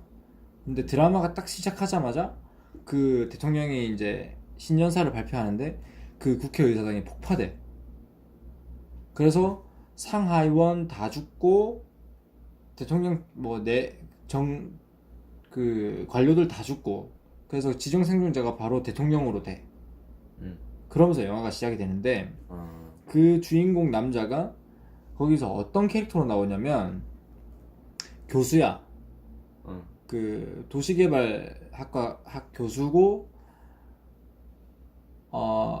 그쪽 장관직을 하다가 그 테러가 있은 날에는 사임을 종용을 받아. 그러니까 뭐 하여튼 능력적으로 정치적인 그러니까 막 어떤 수단을 쓰고 그런 사람이 아니었던 거야. 하여튼 어쨌든 그래서 요는 뭐냐면 말이 길어지는데 요는 그 사람이 대통령직을 시작을 해서 딱 지나가는데 그 사람이 보여주는 행동의 첫 번째가 뭐냐면 윤리야. 윤리. 그러니까 자기의 사리사욕을 채우는 의사결정을 절대 하지 않는다는 거지.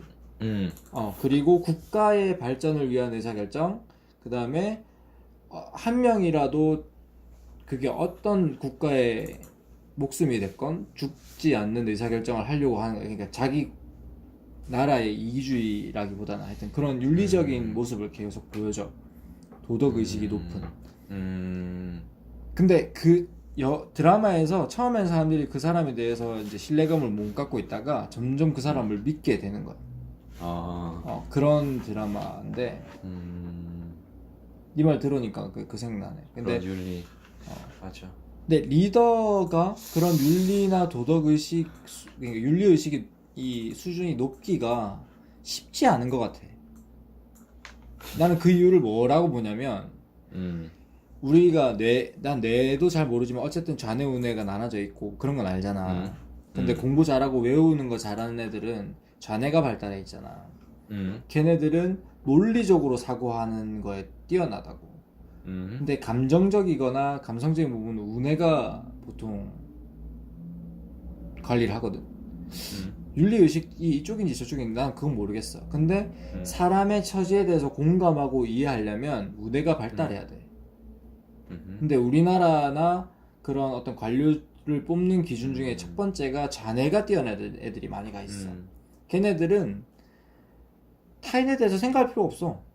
왜냐면 내가 잘났고 내가 판단하기에 맞는데. 그리고 걔네들은 자기 손해보려고 안 하거든. 굳이 왜? 자기네들이 못해서 못한 건데 이렇게 생각한다고.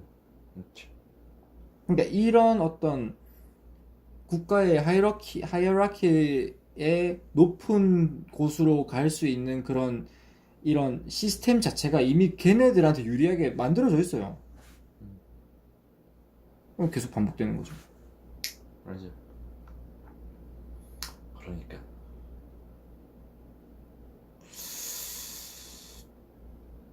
걔네들 효율적인 방법, 자기한테 굳이 왜 피해가는 방법을 선택하겠어. 효율적이고 자기한테 이득이 가는 걸로 딱 하면 딱 판단이 될 텐데. 맞아. 걔네들은 이미 힘을 가지고 있고 돈이 있고 주변에 잘난 사람들이 다 있을 텐데 그거를 굳이 왜?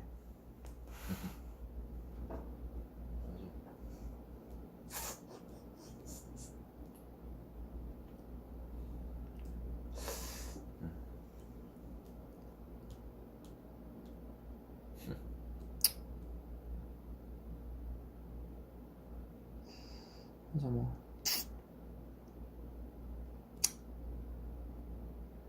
그런 사람들은 아마 힘들고 어려운 거에 대해서 걱정도 안 할 거야. 그런 걸 겪어봤겠나. 맞아. 물론 있을 수도 있겠지만 뭐 대부분의 그런 우리나라 엘리트들은 그렇지 않겠나. 자신이 어떤 환경에 자라서 거기까지 갈 수 있었다라는 그런 감사한 마음은 있을까? 모르지 뭐.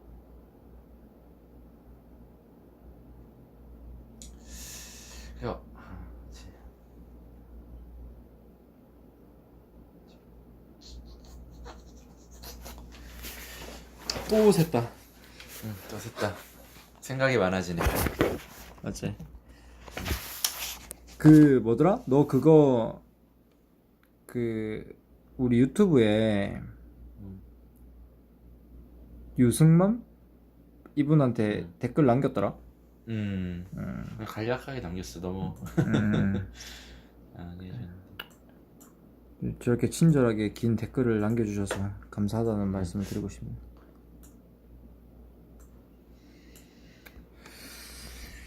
일단 오늘 여기까지 할까? 네. 오케이. 자, 27회 책 대리는 여기까지 하겠습니다. 고생하셨습니다. 아, 다음 책 소개했나? 안 했습니다. 어. 이번 시간 같이 소개해야겠다, 여러분들. 그렇지? 한 주 쉬었다가 하니까 어디가? 나도 책 좀 들고 올게.